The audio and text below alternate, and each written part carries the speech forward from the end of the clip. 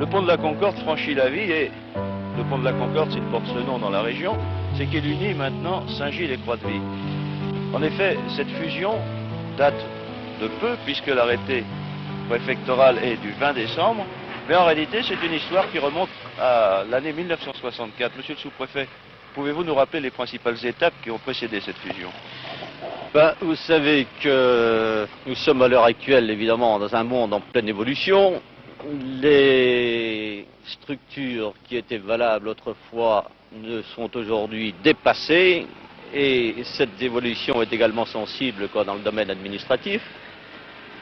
Les trois communes qui composent l'agglomération du Havre de Vie, c'est-à-dire Saint-Gilles ici, Croix-de-Vie et Saint-Hilaire-de-Riez un peu plus loin, forment une seule et même agglomération. Elles font ensemble à peu près 10 000 habitants et il était normal, bien sûr, que nous pensions à les réunir. Alors, le processus a été engagé vers le milieu de l'année 1964.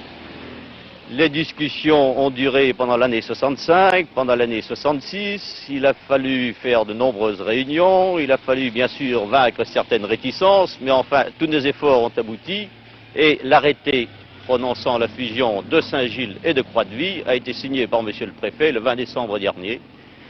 Et cet arrêté fixe la date de naissance de la première commune au 1er janvier 1967. Voilà où nous en sommes aujourd'hui. Le maire de cette nouvelle commune, qui porte jusqu'à présent le nom de Saint-Gilles-Croix-de-Vie, c'est Monsieur Ragon. Monsieur le maire, pour vous, que représente sur le plan municipal cette fusion? Eh bien, cette fusion représente pour nous une étape importante et indispensable dans la voie du progrès et de l'expansion de notre agglomération. Jusqu'à présent, nos travaux municipaux étaient restés, si je puis dire, sur un plan artisanal. Maintenant, nous allons situer nos efforts sur un plan nettement supérieur, car la réunion, la conjonction de nos moyens nous permettra, pour la première fois dans l'histoire de ces communes, d'aborder les grands problèmes d'équipement collectif dont nous avons tant besoin. Et il nous faut dans cette commune un stade, des écoles d'enseignement secondaire, un hôpital, un port de plaisance, toutes choses que notre union, la réunion de nos moyens, nous permettra sans doute d'aborder et de réaliser très prochainement.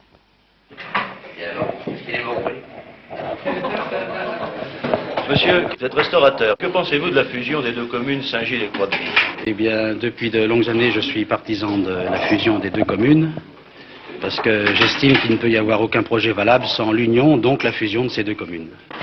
Vous, monsieur, quelle est votre profession? Je fais le taxi à Saint-Gilles-sur-Vie. Vous, monsieur? Garagiste, Saint-Gilles. Et qu'est-ce que vous pensez de la fusion des deux communes? On travaille pour les deux communes, alors. On est à peu près sûr que ça apportera même pas mal de choses, surtout au point de vue touristique.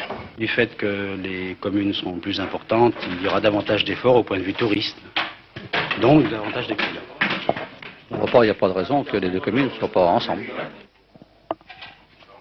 Le Havre de Vie, ce sont trois communes, Saint-Gilles, Croix-de-Vie et Saint-Hilaire-de-Riez. Monsieur le sous-préfet, est-ce qu'on peut penser déjà à une fusion possible entre Saint-Hilaire et cette nouvelle commune?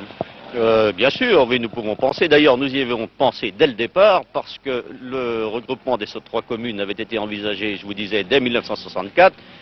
Nous l'avions d'abord envisagé sous la forme des syndicats à vocation multiple. Nous avons abouti à la fusion des deux premières, Saint-Gilles-Croix-de-Vie, qui fera quand même une nouvelle ville de 6 000 habitants.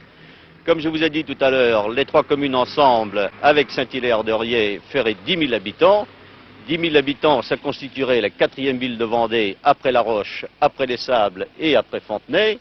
La quatrième ville de Vendée, à ce moment-là, devrait s'appeler, bien sûr, le Havre des Vies. Et, pour toutes les raisons, et dans tous les domaines dont M. Aragon a parlé tout à l'heure, la situation serait fondamentalement différente, parce que 10 000 habitants, une ville de 10 000 habitants,